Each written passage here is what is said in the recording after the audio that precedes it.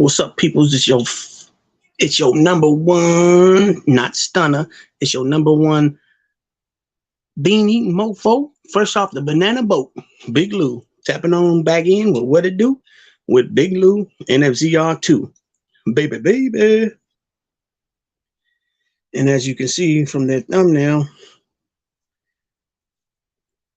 this is going to be another NFL profile of two key components to the New York Giants' success of the 80s and early 90s. The quarterback, Phil Simms, and the linebacker, the greatest pass rusher to ever play the game, LT, Lawrence Taylor. But if this is the first time you're coming to this channel at What It Do with Big Lou, it'd be highly appreciated if you sub, like, and share the channel with your family, friends, folks, gente, peoples, comrades, buddies, pals, camaradas, all that, right? And feel free to comment, and I respond back to all the comments.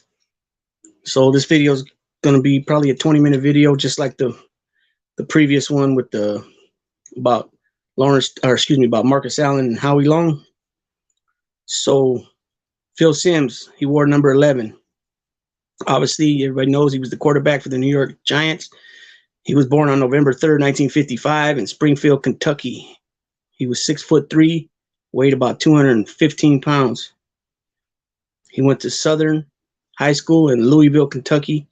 He went to Morehead State, and he was drafted first 7th pick overall in the 79 draft.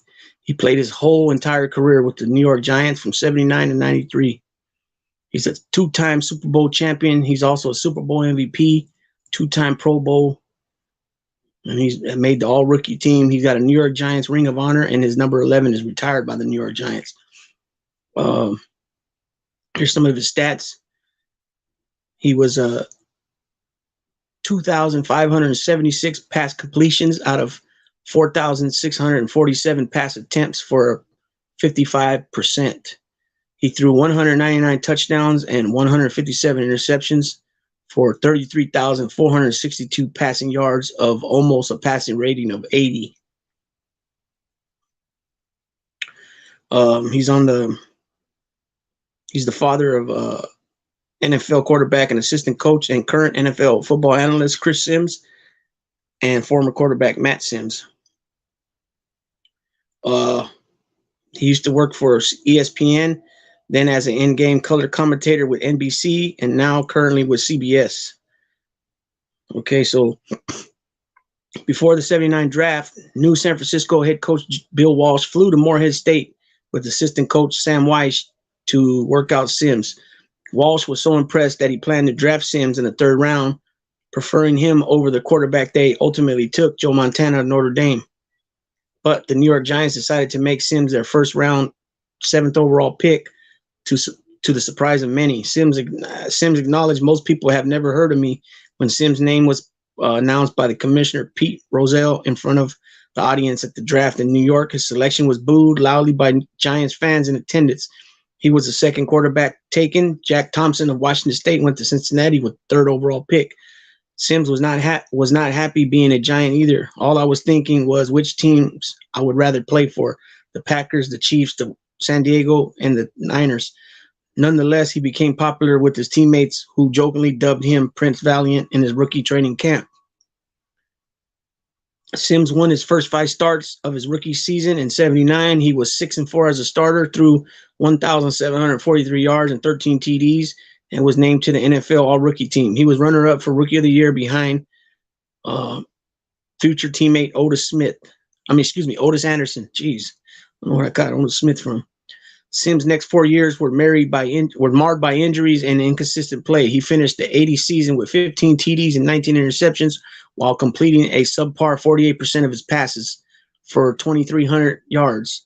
In 81, Simms threw for 2,031 yards, 11 TDs, and 9 interceptions on 54% completion.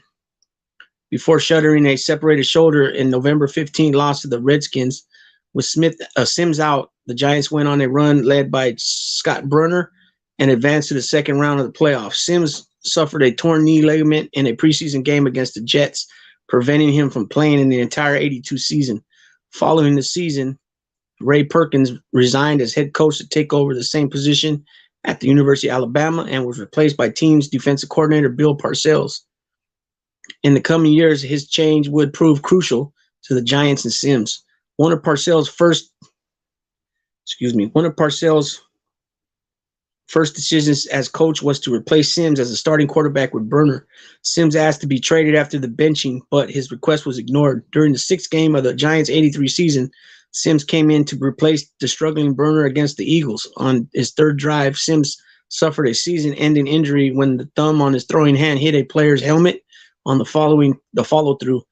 His injury was reported as a dislocation, but according to the book, Sims to McConkey, Sims and Dick Shape, the injury was much more severe, with the thumb literally hanging off after impact and the bone sticking through the skin. Ooh. During his first few years on the team, Giants fans were merciless in their treatment of Sims, who they felt was a disappointment. He commented that his wife had to sit up in the stands and listen to them cuss me. However, in 84, after many seasons plagued by injuries and up-and-down play, Sims finally emerged as a team offensive leader. During his 83 injury, offensive coordinator Ron Urquhart talked Sims into watching more game film, something he had not regularly done in college or the pros. He gained a better understanding of NFL defenses, his team's formations and pass protection schemes, and improved his agility to audible at the line of scrimmage. He also changed his strength training regimen in an attempt to make his body more resistant to injury. He passed for 4,044 yards, second most in the NFL, NFC, 22 touchdown passes, and led the Giants to a playoff berth. He was voted to the Pro Bowl and named Pro Bowl MVP as he led the NFC to a comeback win over the American Football Conference by throwing 3 touchdowns. In 85, he passed 3,829 yards, 22 TDs, and led the Giants to 10 victories, the most for a Giants team since 1963. In a game against the Bengals during the 85 season, Sims passed for 513 yards, the 5th most passing yards in a single game in NFL history. In 86, he passed for 3,400 yards and 21 touchdown passes during a season in which the Giants won 14 games. In the week 11, he completed a desperate 4th and 17 pass to Bobby Johnson late in the game to set up Raul Alegre's game-winning field goal, which gave the Giants a 22-20 victory over the Vikings. Sims later commented, "It's my favorite game in my career because it's everything I always wanted to be as a player. I wanted to be tough, making big throws, immune to pressure, not worried about outcomes. It was truly like standing on a tee box in golf. And there's trees on each side and water. You just go, oh man, I'm going to rip it down the middle, and no other thought crosses your mind." On January 25th, 1987, the Giants met the Broncos in the Super Bowl, the biggest game of his life. Sims had one of the finest performances in Super Bowl history. He completed 22 of 25 passes for 268 yards, setting Super Bowl records for consecutive completions, 10, accuracy 88%, and passer rating 150.9. In addition, he threw 3 touchdown passes, and his passer rating set an NFL postseason record. "This might be the best game a quarterback has ever played," said Coach Parcells. 2 of the most famous plays from the game were the flea flicker to McConkey and the touchdown pass caught by McConkey off the fingertips of Giants tight end Mark Bavaro. The Giants defeated the Broncos 39-20, and Sims was named MVP of the Super Bowl. He is credited for being the first to use the phrase, "I'm going to Disney World," following a championship victory. Later career, 87-93, Sims performed well in the strike-shortened 87 season, finishing with the second highest quarterback rating in the NFC. He threw for 2,230 yards, 17 touchdowns, and 9 interceptions. He passed for 3,359 yards, 21 touchdowns, and 11 interceptions while completing 55% of his passes in 88.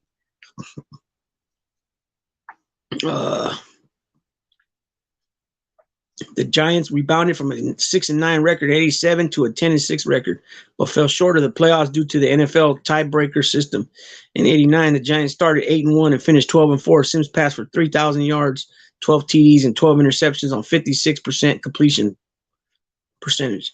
He performed consistently most of the season except for a 2-game stretch against the Eagles and Niners where he produced 7 turnovers, 6 of which resulted in points for the opposition. He also struggled in the Giants playoff game against the Rams, and the Giants lost 19-13. In 1990, Sims was having one of his finest seasons, leading the NFC with the highest quarterback rating, 92.7, and the Giants to a 11-3 record. But his season was cut short due to a broken foot suffered in the Week 15 game against the Giants. Broken foot suffered in Week 15 game against the Giants' eventual Super Bowl opponent, the Buffalo Bills. The Giants would defeat the Bills 20-19 in the Super Bowl with Jeff Hostetler filling in at QB. So that was 90. So Sims was named starter for the 92 season after being outed by Hostetler for the job in preseason. Sims was suffered a severe arm injury in Week 4 loss to the Raiders. Hostetler ended up going there. So those are some of his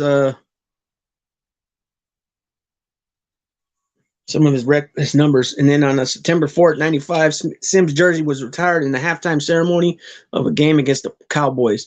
During the emotional speech, Sims stated that he wanted to don his jersey one final time and throw one more pass to teammate Lawrence Taylor. Sims later commented, "All of a sudden, it kind of hit me. I've put Lawrence in a really tough spot. National TV. He's got dress shoes and a sports jacket on, and he's had a few beers, and he's going to run down the field, and I'm going to throw him a pass." Sims then motioned for Taylor to run a longer pattern, and after 30, 40 yards through the pass, Taylor later stated that the situation made him more nervous than any play of his career. "I'm saying to myself, as the pass is being thrown, if I drop this pass, I got to run my black ass all the way to Upper Saddle River because there ain't no way I'm going to be able to stay in the stadium." Taylor caught the pass, however, and the capacity crowd and attendance cheered in approval. Mm-hmm. After his retirement as a player in 94, Sims first joined ESPN, then went on to join NBC's lead broadcast crew, teaming with Dick Enberg and Paul McGuire on that network's coverage of Super Bowl 30 and Super Bowl 32. Sims also announced weightlifting at the 96 Summer Olympics and served as a sideline reporter on the NBA on NBC for NBC Sports. In 98, he moved to CBS with AFC Packaged, teaming first with Greg Gumbel through the season of 2003 and later with Jim Nantz on CBS's lead broadcast team. He also worked with Armin Kayeden, Bonnie Bernstein, and Leslie Weiser. He hosts the Inside NFL on Showtime, another CBS holding with James Brown and Chris Collinsworth. He has appeared on CBS Daytime since joining CBS with a 2007 appearance as himself on the CBS Sport soap opera As the World Turns, and in February 2010 as an appearance on The Price is Right with Jim Nantz to present a Super Bowl showcase. In the same month, he appeared as himself again with Nantz on How I Met Your Mother episode Rabbit or Duck. Sims is part of the commentary team, along with his broadcast partners Jim Nantz in the Madden NFL 13, 25, 15, and 16 video games. As the 2015 NFL season, Sims has been commentator for the CBS and NFL Network broadcasts of Thursday Night Football. He was replaced by Tony Romo for the 2017 NFL season and joined the CBS pregame show, The NFL Today. On November 13, 2014, Sims appeared uncredited on the episode Just a Regular Irregular of the CBS television series Elementary. Sims' cameo was as a consultant to Sherlock Holmes in the art of knife throwing. Furthermore, Sims was forced to settle a debt with Holmes by loaning him a Super Bowl ring for the purpose of advancing the investigation.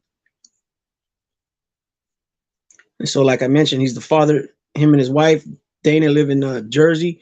They have 3 children, Chris, Deirdre, and Matthew. His son-in-law is former NFL linebacker Brian Toll, who was classmates with Matt Sims.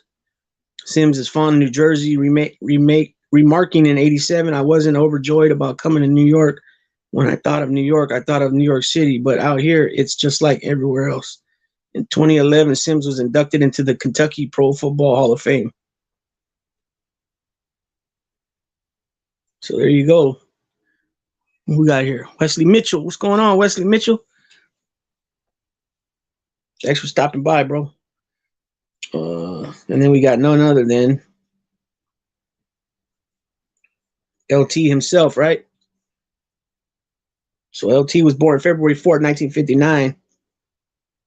Real name Lawrence Julius Taylor, and everybody knows him by LT, right? He's born in Williamsburg, Virginia, 6'3", 240 pounds. He went to Lafayette High School in Virginia, and he went to University of North Carolina. He's a Tar Heel. Second pick overall of the 81 draft.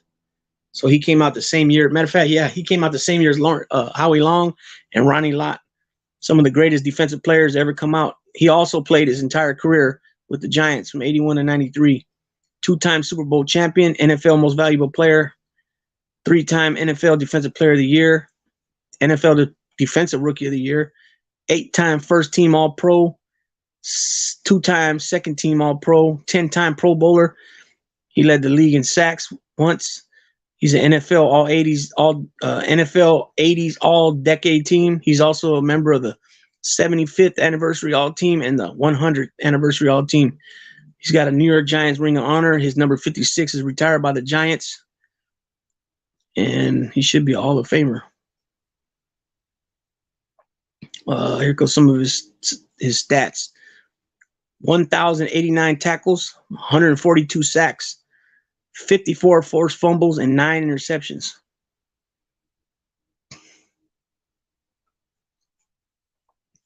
So, yeah, so these are some of the guys that was on the defense with him. Carl Banks, I already named him earlier. Harry Carson, I named earlier. Pepper Johnson was the one I was missing.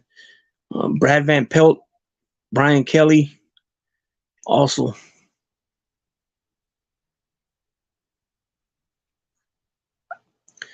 In 81 NFL draft, Taylor was drafted by the NFL's New York Giants in the first round as the second pick overall. In a poll of NFL general managers taken before the draft, 26 of the league's 28 GMs said if they had the first selection, they would take Taylor. One of two GMs who said they would not take Taylor was Bum Phillips, who had just been hired as coach and general manager of the Saints. As fate would have it for Taylor, the Saints were also the team who had picked first in the draft. Giants GM George Young predicted before the draft that he would be better than NFL legends such as Dick Butkus. Taylor is the best college linebacker I've ever seen. Imagine that. So here we go.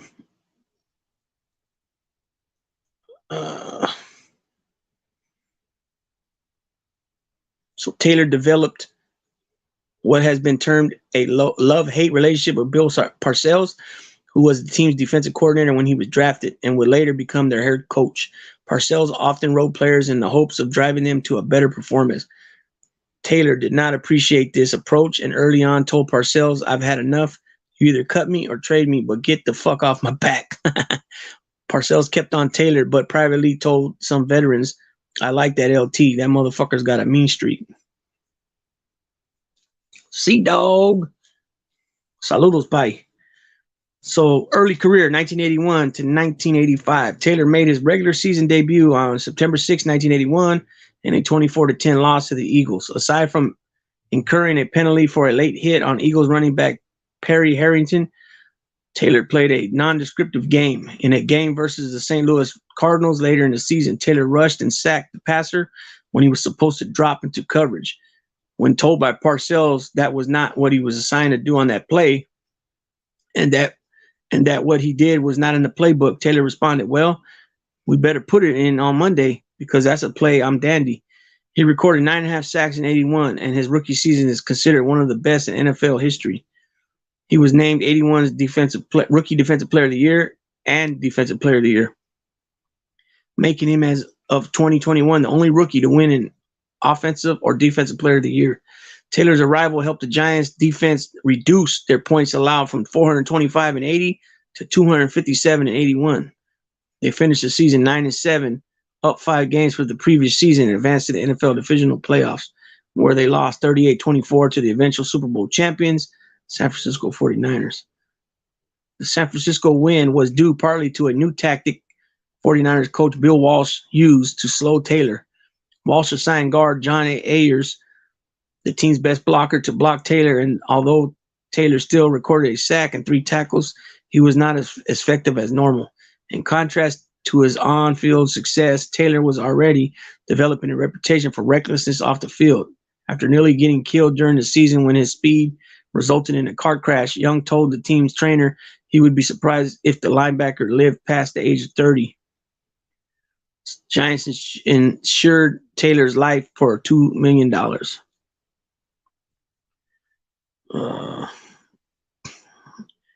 The 82 NFL season was shortened to 9 regular season games by a players' strike, including one of the more memorable plays of Taylor's career. In the nationally televised Thanksgiving game against the Lions, the teams were tied 6-6 early in the fourth quarter when the Lions drove deep into New York territory. Lions quarterback Gary Danielson dropped back to pass and threw the ball out to his left toward the sidelines. Taylor ran in front of the intended receiver, intercepted the pass, and returned it for 97 yards for a TD. This play was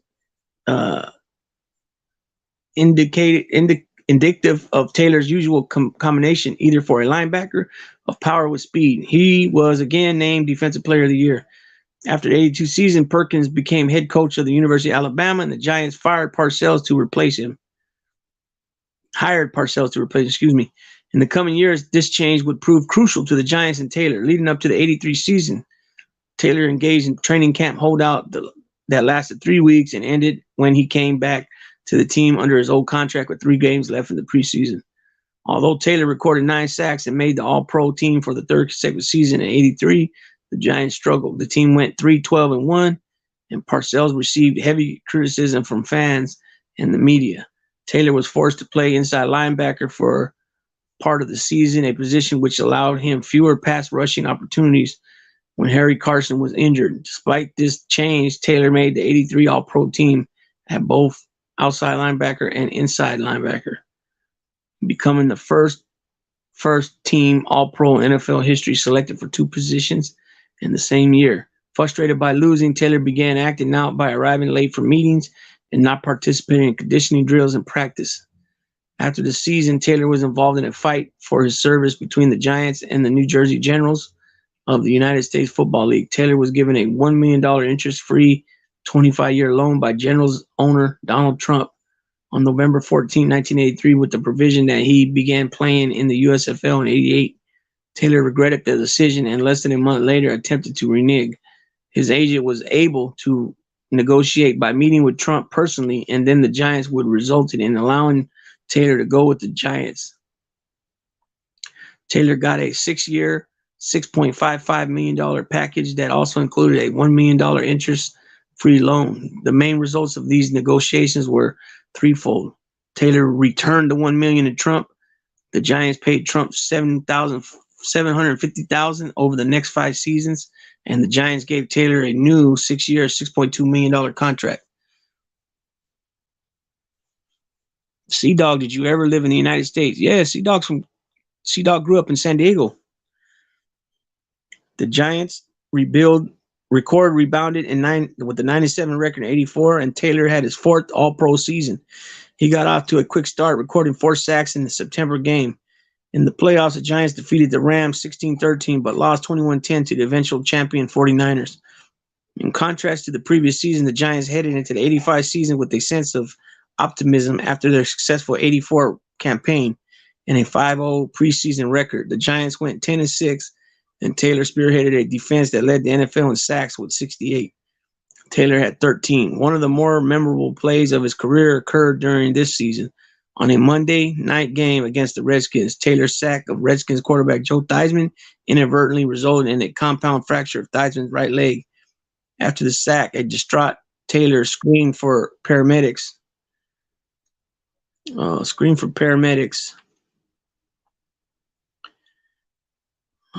are we at? Screamed for paramedics to attend Theismann. Although his sack ended Theismann's career, Theismann has never blamed Taylor for the injury.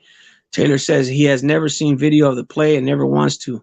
During the first round of the playoffs, the Giants defeated the defending champion 49ers 17-3, but lost to the eventual Super Bowl champion Chicago Bears. Mid-career and championship, 1986 to 90. In 86, Taylor had one of the most successful seasons by a defensive player in the history of the NFL. He recorded a league-leading 20.5 sacks and became one of just two defensive players to win the NFL Most Valuable Player award and the only defensive player to be unanimous selection for MVP. He also was named Defensive Player of the Year for the third time.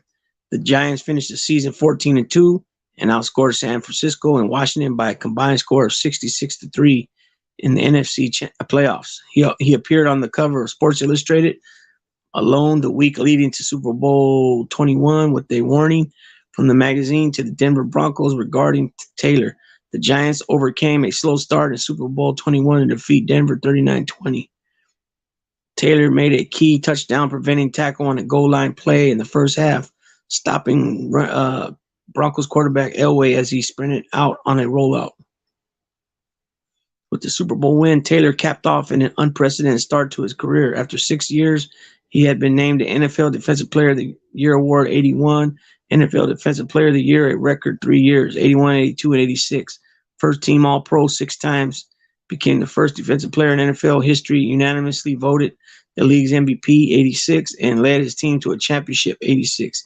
After the win, however, Taylor felt down rather than elevated. Taylor said, "When the Super Bowl was over, everyone was so excited, but by then I felt deflated. I had won every award, had my best season, finally won the Super Bowl. I was on top of the world, right? So what could be next? Nothing. The thrill is the chase to get to the top.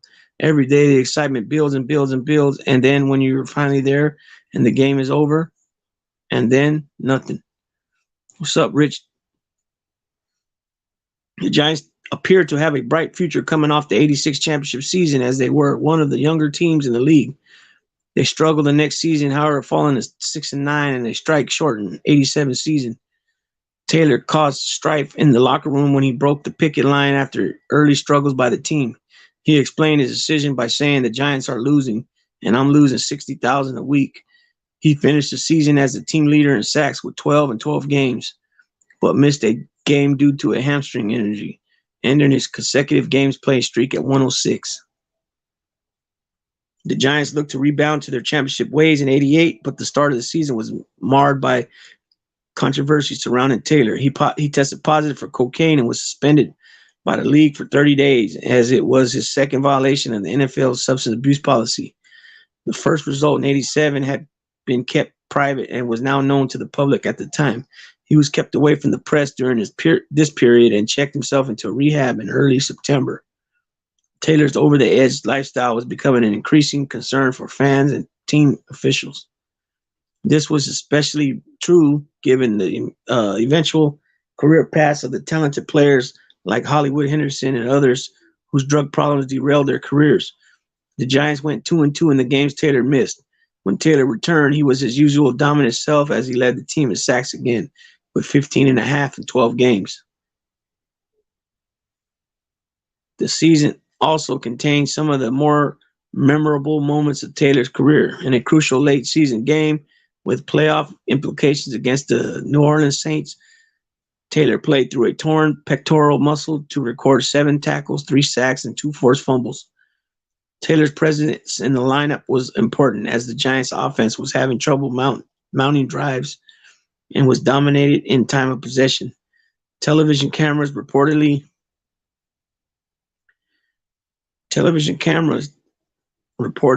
cut to the sidelines to show him in extreme physical pain as he was being attended to by the Giants staff. Taylor had already developed a reputation for playing through pain. In the 83 game against the Eagles, the team's training staff had to hide his helmet to prevent the injured Taylor from returning to the field. Taylor's shoulder was so injured that he had to wear a harness to keep it in place.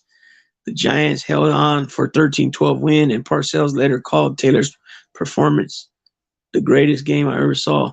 However, the Giants narrowly missed the playoffs in 88 at 10-6 by losing tiebreakers with the Eagles in their division and the Rams for the wild card. In 89, Taylor recorded 15 sacks. He was forced to play the latter portion of the season with a fractured tibia, suffered in a 34-24 loss to the Niners in Week 12, which caused him to sit out the second half of several games. Despite his off-the-field problems, Taylor remained popular among his teammates and was voted defensive co-captain along with Carl Banks. The two filed The two filled the defensive captain's spot vacated by retired Harry Carson. The retirement of nine-time Pro Bowler Harry Carson broke up the Giants linebacker core of the Carson, Reasons, Banks, and Taylor, which spearheaded the team's defense, nicknamed the Big Blue Wrecking Crew in the 80s. The Giants went 12-4 and advanced to the playoffs. In an exciting down-to-the-wire game, the Rams eliminated the Giants 19-13 in the first round, despite Taylor's 2 sacks and 1 forced fumble. The Giants had a devastating 3-4 defense with big linebackers. Yep. Taylor held out of training camp before the 90s season, demanding a new contract with the salary of $2 million per year. Talks dragged into September with either side budging, and as the season approached, Taylor received fines at the rate of $2,500 a day. He signed a 3-year, $5 million contract, making him the highest paid defensive player in the league. Just 4 days before the season opener against the Eagles, despite sitting out training camp in the preseason, Taylor recorded 3 sacks and a forced fumble against the Eagles. He finished with 10.5 sacks and earned his 10th Pro Bowl in as many years. Although the season marked the first time in Taylor's career that he was not selected first team All-Pro. The Giants started out 10-0, and finished with a 13-3 record. In the playoffs, the Giants defeated the Bears 31-3 and forced the rival Niners in the NFC Championship game. The Giants won 15-13 after Taylor beat 2 successive blocks by Niners tight end Brent Jones and fullback Tom Rathman to get into the Niners offensive backfield to be in position to recover a key fumble forced by nose tackle Eric Howard late in the game to set up Matt Barr's game-winning field goal. In Super Bowl 24, they played the Buffalo Bills and won one of the more entertaining Super Bowls in history. 2019, after Buffalo's Scott Norwood missed a potential game-winning field goal in the closing seconds of the game.